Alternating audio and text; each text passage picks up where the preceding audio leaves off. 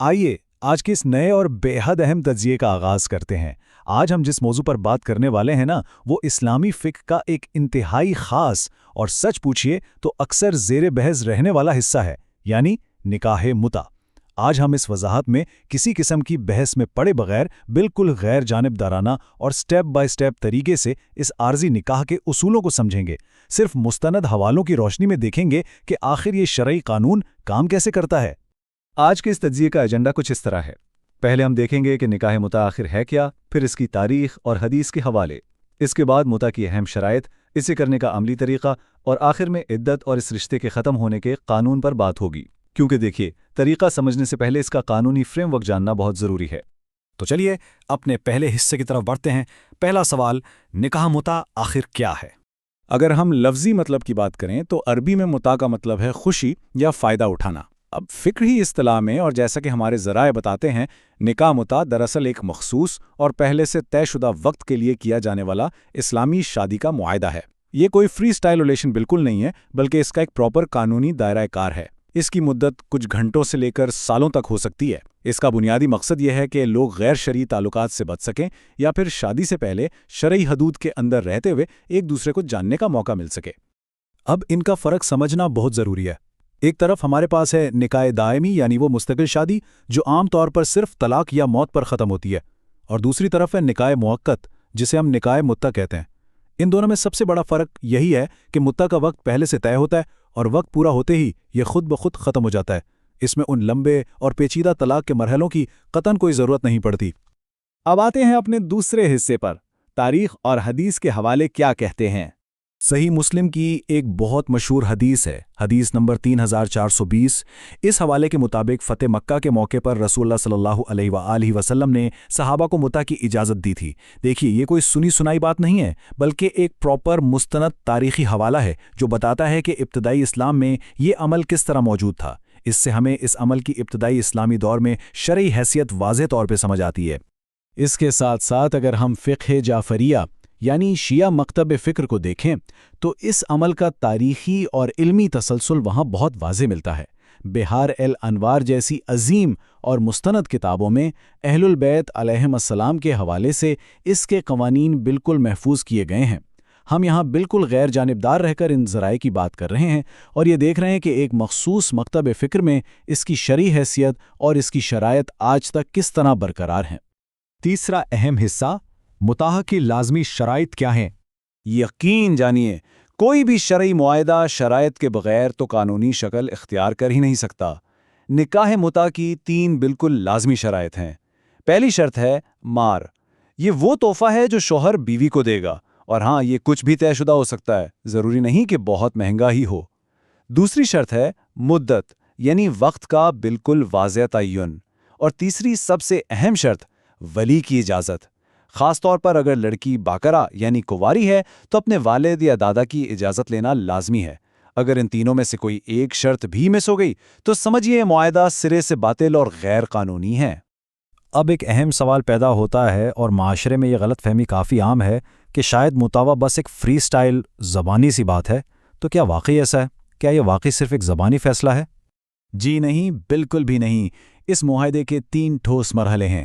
پہلے وقت طے کرنا، پھر مہر مقرر کرنا، اور سب سے اہم چیز قصد اور نیت۔ دیکھیے، بالکل دائمی نکاح کی طرح اگر کوئی شخص مذاق میں، غصے میں یا سوچے سمجھے بغیر یہ الفاظ بول دے تو اس کی ذرے برابر بھی قانونی حیثیت نہیں۔ ارادہ، نیت اور سنجیدگی، یہ اس معاہدے کی جان ہے۔ دونوں فریقین کو بالکل پورے ہوش و حواس میں اس رشتے کی نیت کرنی پڑتی ہے۔ چوتھا حصہ، اور شاید آج کی گفتگو کا سب سے اہم حصہ، متع کرنے کا عملی طریقہ۔ یہ وہ عربی صیغہ ہے جو اس معاہدے کو دراصل ایک قانونی اور شرعی شکل دیتا ہے۔ یہاں دھیان دینے والی بات یہ ہے کہ نکاح میں پہل ہمیشہ لڑکی کی طرف سے ہوتی ہے۔ لڑکی عربی میں کہتی ہے زوجتک نفسی فی المدت المعلومات علی المہر المعلوم، اور اس کے بالکل فوراً بعد لڑکا جواب میں کہتا ہے قبلتو، یعنی میں نے قبول کیا۔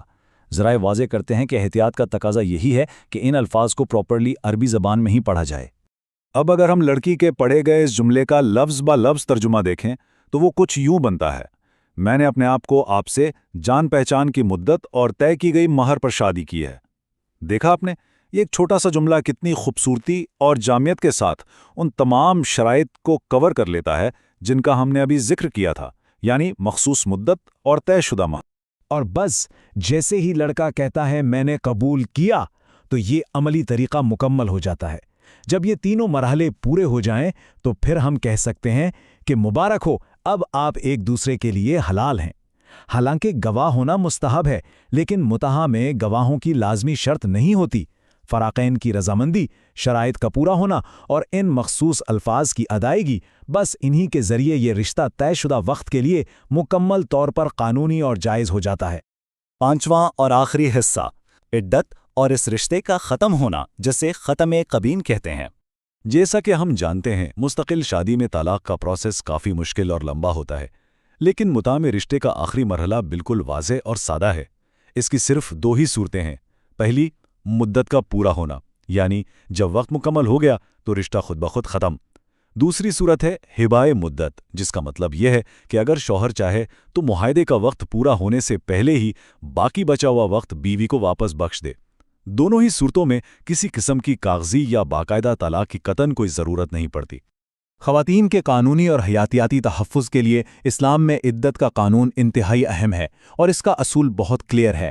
اگر اس رشتے میں جسمانی تعلق یعنی ہم بستری ہوئی ہے تو عورت پر لازم ہے کہ رشتہ ختم ہونے کے بعد وہ کم از کم 2 حیض یعنی 2 ماہواری کے چکر گزرنے تک انتظار کرے اور کوئی دوسری شادی نہ کرے۔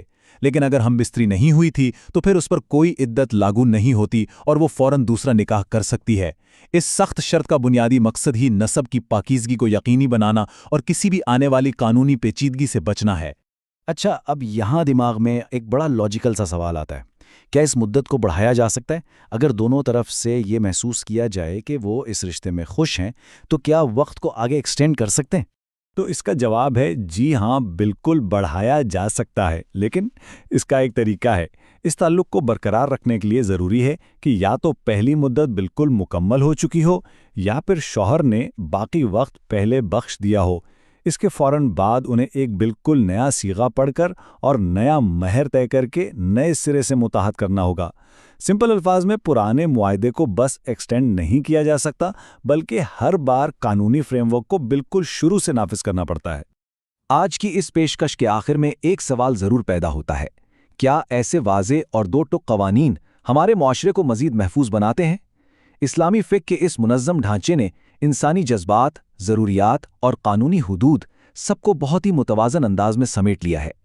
مجھے امید ہے کہ آج کی اس وضاحت سے اس مخصوص موضوع کو سمجھنے میں ضرور مدد ملی ہوگی۔ سوچئے گا ضرور، کیونکہ یہ ایک ایسا قانونی پہلو ہے جو واقعی غور و فکر کی دعوت دیتا ہے۔